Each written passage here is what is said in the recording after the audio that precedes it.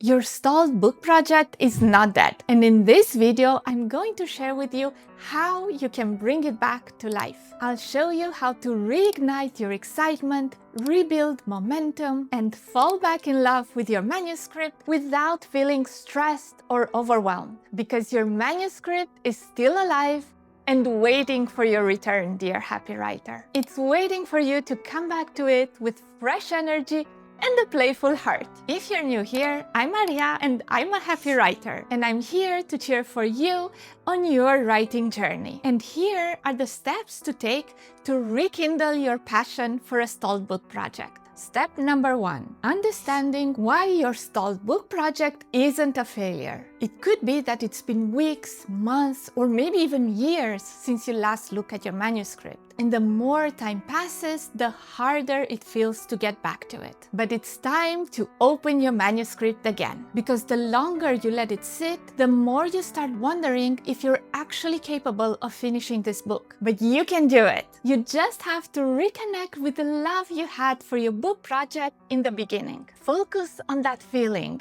and not on how much time has passed since you last looked at it. Life happens. We all have situations that pull us away from our manuscript. Maybe you moved to a new country, changed jobs, dealt with a health crisis, had a baby, or maybe you simply went through a period of time where your focus and your energy needed to be somewhere else. And that's perfectly okay. So don't think that you failed on your book project just because you haven't looked at it in a while. You're not a failure. You've just had other priorities. You didn't give up on your dream. You just paused it. And now it's time to unpause it and reignite that love you had for your book project. Step number 2, reconnect with the heart of your stalled book project. The first thing to do when returning to a stalled book project is to reconnect with the passion you had for it in the beginning. Remember why you started writing in the first place. Why was this story important for you? What sparked that very first idea? Was it the plot that made you excited to sit down and write? Was it the characters that you loved so much you just had to spend more time with them in the pages of your book? Or were you excited about the world building? Creating a world so vivid and exciting that anyone would love to step into it. Whatever it was, focus on that. Focus on how excited you were to create that world and join your characters on endless adventures that you had envisioned for them. Let yourself feel that spark again. Once you remember why you started writing, the next step becomes much easier. Remembering what you've already created. Step number 3, how to reread a stalled book project without crushing your confidence. When you reread your stalled book project after a long period of time, it's like looking at it with a fresh pair of eyes. You've accumulated a new set of experiences while you were away from your manuscript. Maybe you no longer agree with some of the things you wrote. Maybe you now have a completely new set of ideas of how you should continue your story. Or maybe you're even considering taking your story into a completely new direction. Whatever it is, it's crucial to keep one thing in mind. Do not criticize yourself for what you wrote. If you hadn't written that version, you wouldn't be here today with new ideas, a fresh perspective, and new creative energy. Now you get to build on it.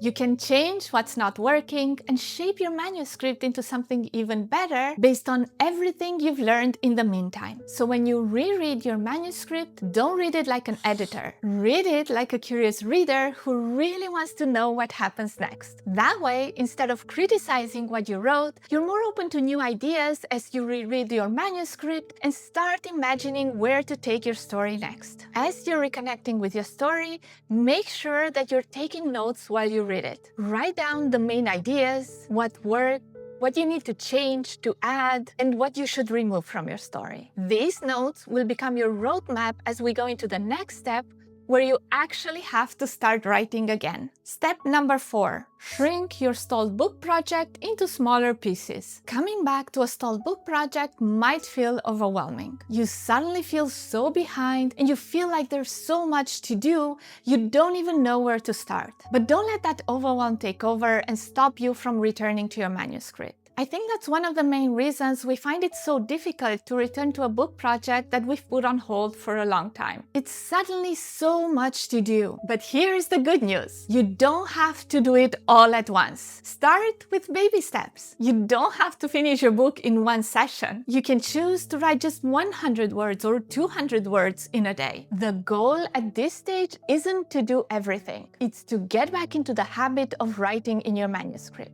You can always increase your word count later. What matters right now is showing up and making some progress, however small it is. And this is where the notes from step 3 will really help you, because now you already have a clear idea of what you want to write next. But once you start writing, there's another obstacle that you have to overcome: your desire to make it perfect from the start. Step number 5, overcome the perfectionism that stalled your book project. You've already done a lot of work to get back to your stalled book project. You reconnected with your passion for your story, you reread it and know what needs to stay and what needs to go, and you've started writing again. Great job! But now there's another obstacle in your way. You want everything you write to be perfect. Now that you started writing again, you can't write something that's not good. It needs to be perfect as soon as you write it, right? But if you focus on making everything perfect from the start, it becomes much harder to keep going. So focus first on writing the story. Your first draft doesn't have to be perfect. It has to be written. Once you have your full story written, you can then switch to editing mode